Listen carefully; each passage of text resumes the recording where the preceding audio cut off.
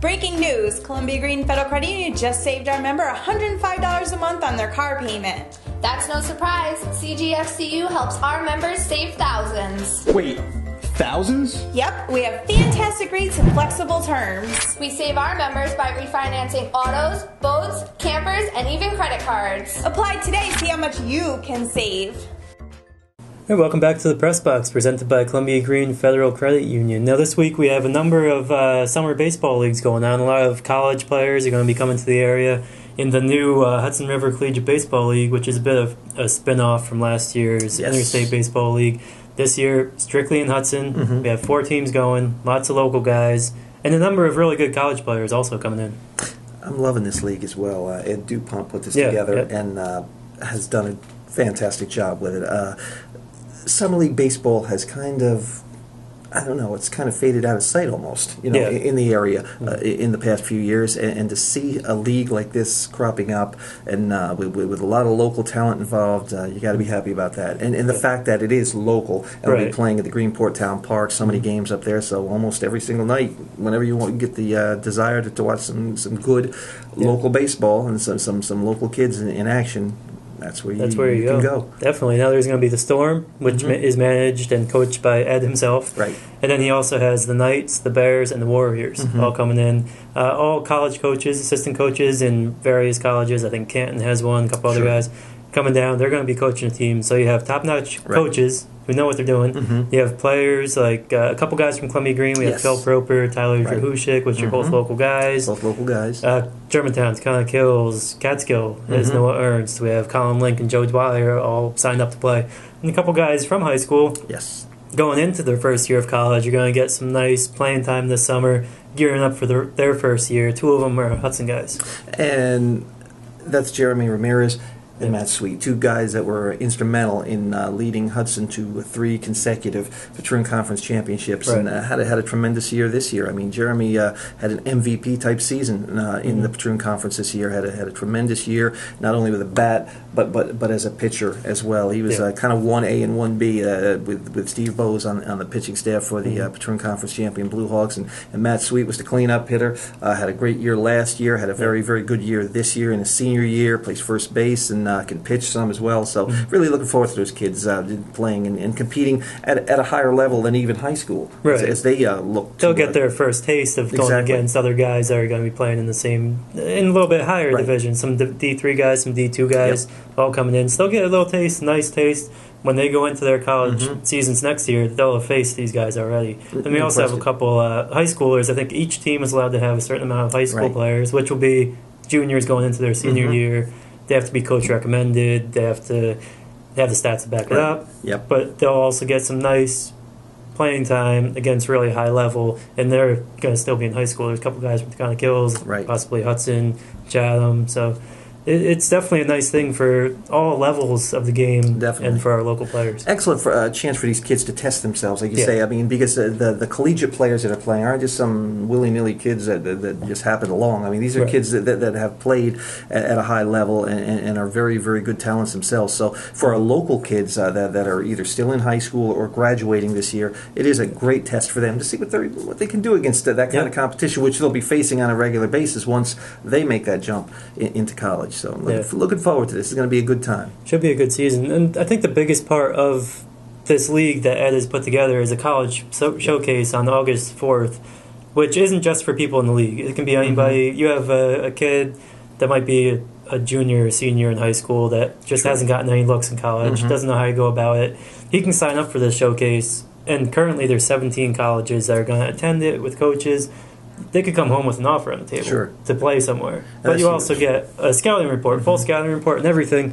And if I was playing baseball in high school, I'd go just for that, see what I have to work on, see what these guys are saying about you. And like you say, it's not just specifically for kids that are playing in the league, but if you didn't want to play this year, or maybe you're a junior and just decided to take summer off and you want to get some looks from colleges as you go into your senior year, hey, go for it. I mean, this is the time to do it, August 4th, the College Showcase. Yeah, looking forward to that looking forward to being there and seeing those guys. And there's a lot of colleges that are actually going to be in attendance, right? I mean, 17 to date that have signed up. So, and hopefully he's planning on at least like 20 or so. You'll play a game and they'll put together a big form on you and tell you what you need to work on. And if you're good enough, they might offer you a spot on their roster. So well, you've heard for years this particular area, because it's a small area, you know, a little south of Albany and, you know, north of the Kingston-Poughkeepsie area, that maybe good players will get overlooked, and this is your chance to show what you can do to at least 17 colleges and possibly more on August 4th. So, yeah, that's going to be interesting to see, you know, what turns out after August 4th with that. Yeah, and this isn't the only league in town either. We have a number of teams. If you're just a baseball fan looking to see some amateur or high, you know, some different, the Tri-City Valley Cats, you have just a half-hour, 45-minute drive away. Joe Bruno Stadium. Yeah, it doesn't get better than that in terms of fan-friendly, affordable action, but you also have the Saugerties Stallions and the Albany Dutchmen that are both in the Perfect Game Collegiate Baseball League, not too far away, and the Albany Twilight League, which has been around for decades. So lots of people that you could go see if you ever want to find a baseball game. And who doesn't?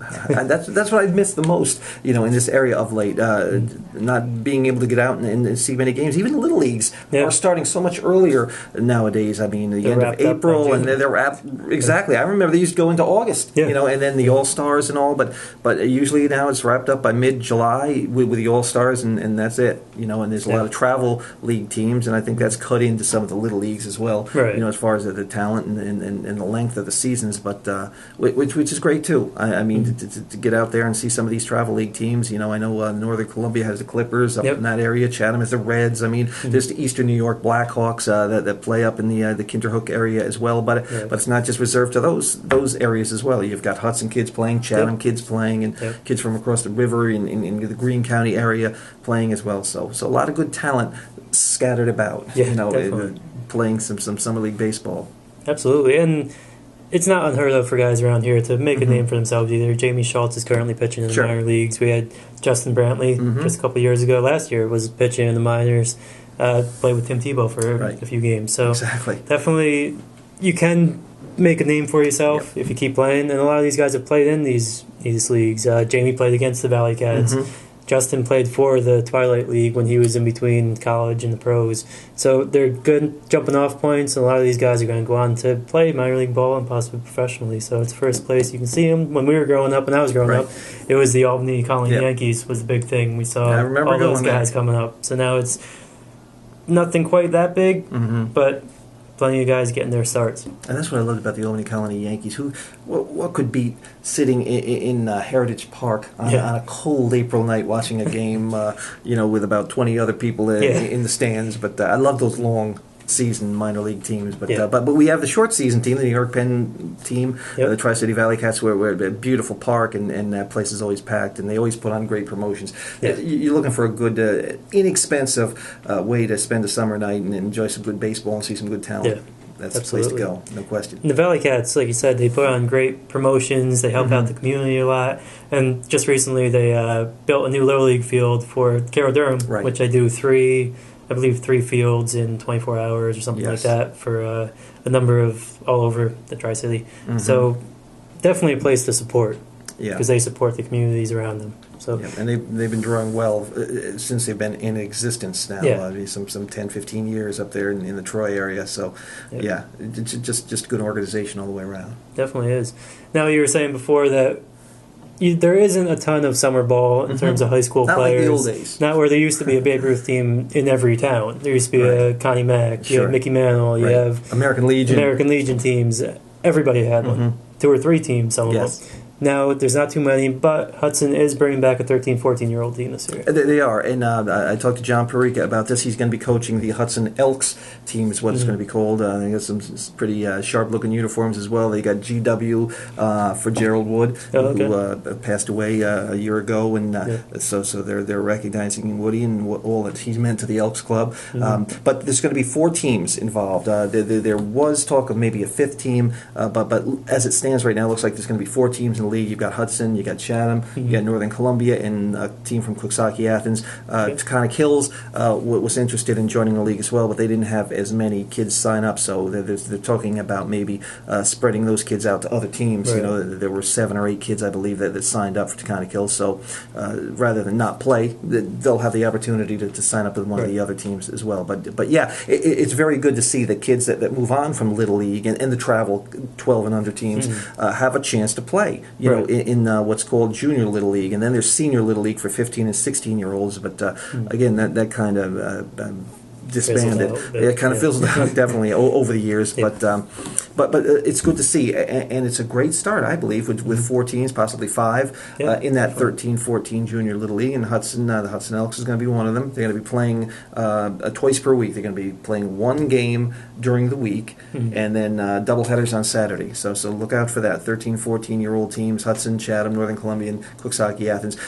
John was telling me that it's still up in the air where they're going to be playing their home games, whether at the Hudson High School field or the John A. Barrett field, which is, of course, at the former middle school, which is now the Montgomery C. Smith Intermediate School in Hudson. So look for that. Going to be some good talent out there. He's got a good team. He's got about 14 kids on the team for Hudson, and they're going to be very competitive, and it's going to be good. And at the end of the season, they have a tournament like they used to in the old days, and the winner of that will go on to play would be the District 15 champ, and they'll go on to play probably District 17, the Fishkill area. He was telling me so. Yeah, I'm looking forward to that. And hopefully, they can build upon that from the 13 and 14s to have a 15 and 16-year-old team, and then maybe beyond. Like a Connie Mack age team, 16 to 18. I got all these big ideas. I know it takes a lot. It takes a lot of help and a lot of volunteers to be involved. But good on John Perica to revive the 13, 14-year-old team in Hudson. Definitely, I think it's no coincidence either that these teams, the towns that you spoke of, Hudson, Coxsackie, Chatham. They're usually every year at the top of the Patroon Conference. Always. You need to have a little continuity of these kids playing, not just taking a couple of years off. But he has these guys still playing during the summers, going into some of them playing in fall ball. And those teams are the ones that end up having the best teams come the springtime. They know how to play. They haven't taken any real breaks. Exactly. And there is no, 13, 14, we don't have a team, so you guys just aren't playing this summer. It certainly makes a difference when you have a team that doesn't just pick up the bat and ball for the first time in March when they have tryouts that play not only the high school season, but then continue on in the summer and the fall and as long as they can, and then the indoor batting practices they have during the winter months. So yeah, this kind of league definitely is instrumental in helping the high school teams in their areas, over the years. Of a farm system. Yes. That just get the program, keep them on one page, and keep them going. I think you see the same thing in football with Pop Warner teams tend to be the stronger ones, and this modified programs a lot of them have now. They're going to start building up and producing nice feeder systems all the way through. Basketball guys are playing year-round pretty much. So. And exactly. It seems like that, too. The summer league teams will take us right through the summer, right up until fall, which, of course, that means football season. That's it. Looking forward to it. Yep. So we'll keep an eye on all these teams, keep you guys updated, and we'll see you next week on the Press Box, presented by Columbia Green Federal Credit Union.